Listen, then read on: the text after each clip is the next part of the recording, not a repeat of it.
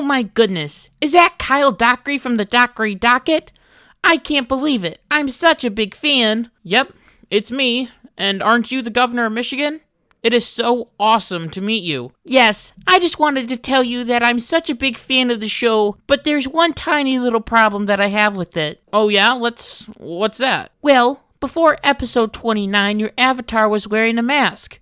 And following that episode, your avatar was not wearing a mask. Why is that? Well, I thought that the whole virus stuff was over because, people were protesting in the streets and spreading germs and all that stuff, and businesses were starting to open back up. Well, that's not okay, because you caused the spread of COVID-19 and now it is increasing. And now I have to mandate everyone to wear a mask. Whoa. Don't you think that's a little extreme? Why can't people just make decisions for themselves? Because they will die. Here, take this mask and put it on from now until maybe, say, 6 months. 6 months? That's crazy. Oh, and here's $500 fine for not wearing a mask. What? But that's not fair. I didn't even know. Shh. You will thank me later. This better work. Don't worry, it will.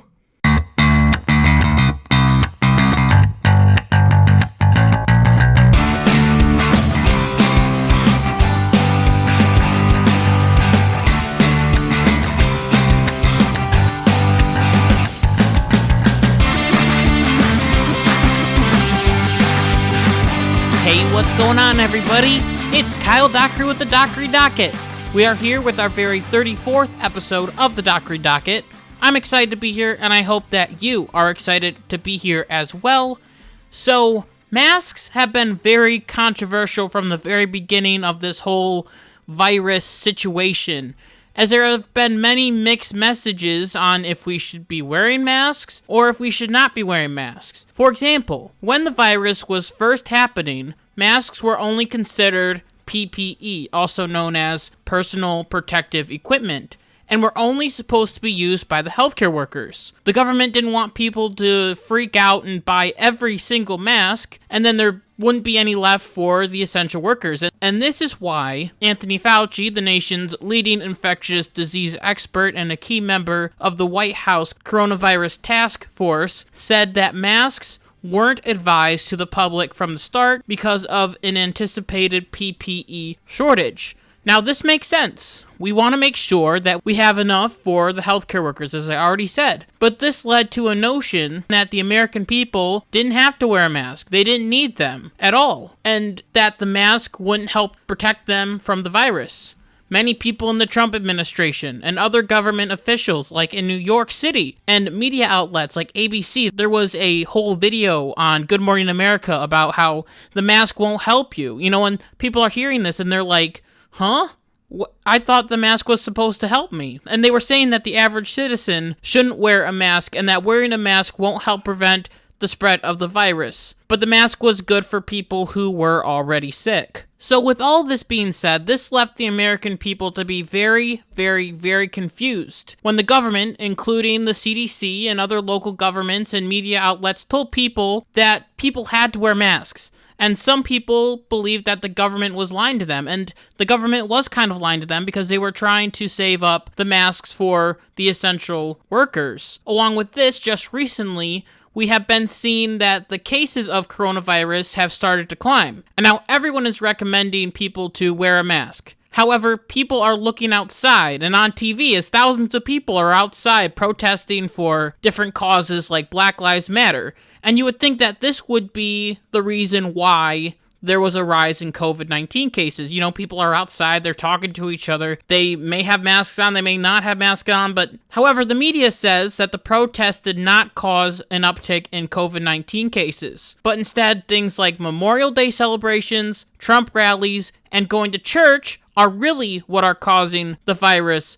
to spike. And this absolutely makes no sense to me because before the protests even started, we were all locked in our houses and told that if we were to ever leave our house, we were just going to kill our grandma right away. Boom. But these people are allowed to protest? Honestly, it is like saying you can't get wet in the shower and you can only get wet in a bathtub. That's how ridiculous this argument is. Protesting, you can't get the virus, but going out into public, you will. But it is just a ridiculous double standard from the media that a Trump rally causes COVID-19 cases to spike, but these different protests of thousands and thousands of people doesn't cause the virus to spike. It just doesn't really make sense to me. So anyway, as cases have continued to rise, more and more states have been more strict on if or when you should be wearing a mask. So it was shocking to me when on Monday, I was doing my average daily task of walking my dog, which I do every single day, when my phone made this very loud, annoying screeching sound. It was an Amber Alert. Maybe some of you Michiganders got this. The message read, "From the governor's office, fight the virus by wearing a face mask. Michiganders are required by executive order to wear a face covering in public indoor and crowded indoor spaces. Businesses must refuse entry or service to those who do not wear a face mask, with limited exceptions." Okay, so this hit me pretty hard because I have a lot of mixed feelings on this whole issue of wearing a mask. On one hand, I understand what the governor is trying to do. She's trying to save lives and help slow the spread of the virus, and that's all good. I understand that. I'm thankful that she's at least trying to do something. I also understand that a mask is supposed to help make sure that all the virus particles don't get into your nose and mouth, and that is a good thing. It's a good thing that we have a way to help prevent the spread of the virus, and hopefully it'll work. However, it seems that this order seems to go a little bit too far, as Whitmer's orders requires businesses to refuse service to customers who refuse to wear a face mask. Willful violators of her order could be subject to a $500 criminal penalty, and businesses that don't require face masks could have their business license temporarily suspended. This to me seems a little bit on the extreme, and we are starting to see some of the repercussions as there seems to be a lot of fighting between these two individual groups of if I should wear a face mask or if I shouldn't. And this whole fight about if I should wear a mask, if I shouldn't wear a mask, has a lot of people being rude to each other. And to me, it is absolutely 100% unacceptable. When you walk into the store and you don't have a mask on and an employee kindly asks you to put on a mask, just ask for one. If you don't have one, just ask. Say, "Hey, I don't have a mask. Can I get one? Can you give me one? Do you have some available?" Or if you left it in your car, just go get it. It's like a 2-second walk. You can go grab it. It's okay. It shouldn't have to be a whole big screaming match between you and the minimum wage worker. All that they are trying to do is follow the law. They might think that this law is stupid as well, but they are mandated to tell you to wear a mask. For example, just recently, video surveillance caught a man wiping his nose on a dollar store employee who told him to put on a mask in the store. After this happened, it was reported that the man was still acting disruptively before he finally left. This is unacceptable, okay? This is not okay. And even if you don't agree with the law, it is stupid to do this to an employee. It's absolutely ridiculous because it's unsanitary to begin with, and especially during a whole pandemic. All that they are trying to do is do their job. Just be respectful. That's all I'm trying to say. Along with that, if you are a customer in Walmart, for example, and you see someone that is not wearing a mask, don't go up to them and start screaming at them to wear a mask and that you're trying to kill grandma or something like that. It doesn't help either. Maybe the person can't wear a mask because they already had the virus and they have the antibodies, or they have other health issues that makes it harder for them to breathe in a mask. Some people have asthma. Some people have other lung diseases that if they put a mask on, it might cause them to have lower oxygen levels, which could be fatal to them. And a lot of people have this. And these are some of the exceptions that we talked about at the very beginning, because in the Amber Alert, it said that there were some exceptions to not wearing a mask. We have seen stories like this before. As recently, there was a video of a customer screaming and yelling at a woman and demanding that she leave the store because she wasn't wearing a mask. People have been beat up, yelled at, and the people don't even know the other person's story. And it is all just absolutely crazy. I believe that it is okay to say that both sides of this argument are acting a little bit crazy, because both of them are causing violence, and both of them are starting to escalate different situations in different stores all over the country, which is not a good thing. So just to show you how things can escalate so quickly and how both sides of this argument have been absolutely crazy, take a listen to this story. In Michigan, a man was confronted by another customer. and both of them got into a dispute about wearing a mask. One wasn't, and the other one was. The man that was not wearing a mask stabbed the man that was wearing a mask and fled the scene. Now, of course, it was not right. It was terribly wrong for the unmasked man to stab this elderly man that was 77 years old. And the situation could have been so much different if both parties wouldn't have gone to the extreme. It would have been better if the 77-year-old would have gone to an employee, maybe, and said, hey, can you handle this situation? I don't know how to handle this situation. Maybe the guy would have listened to an employee better than he would have an older man. Or the 77-year-old could have gone to an employee and said, hey, do you have a mask that I can give to this man just to be courteous, just to be kind, and help to avoid a horrible situation or to de-escalate the situation? It would have been a different situation if the guy that wasn't wearing a mask would have respected his elders a little bit, and instead of pulling out a knife and stabbing the 77-year-old, he could have been like, hey, I don't have a mask, or wait here, let me go grab one. But no, he had to commit a crime and nearly murder a man over a mask. That's the thing that's crazy, is that this man tried to murder another man because of a face mask, a little piece of cloth that goes over your mouth and over your nose. That's it. That's why he wanted to murder him. And that is just absolutely horrible. It's absolutely terrible. However, luckily, the 77-year-old man is in stable condition, and hopefully he will make a full recovery. However, for the man that didn't wear a face mask, he was shot by police as he tried to attack a deputy with the same knife that he used to stab the 77-year-old man, and was killed on the scene. The moral of the story is to be respectful. We are all trying to get through this virus together. And if that means wearing a face mask, even though I'm not a big fan of them, and I'm not even a big fan of the law, then so be it. And if you don't want to wear one, just be prepared for people to say to you, hey, can you put on a face mask? And when they do, don't act stupid. Don't stab people. Don't yell at people. Don't get angry at people. Show respect. Now, this does not mean that this law comes with any problems, because as we saw in the last story, people are stubborn and will claim that they can do whatever they want. This makes us wonder, how are we going to enforce these different masks laws? Because if you don't enforce a law, then people are just going to ignore that law. Like, for example, we have a law that says you aren't allowed to kill people. Murder is bad.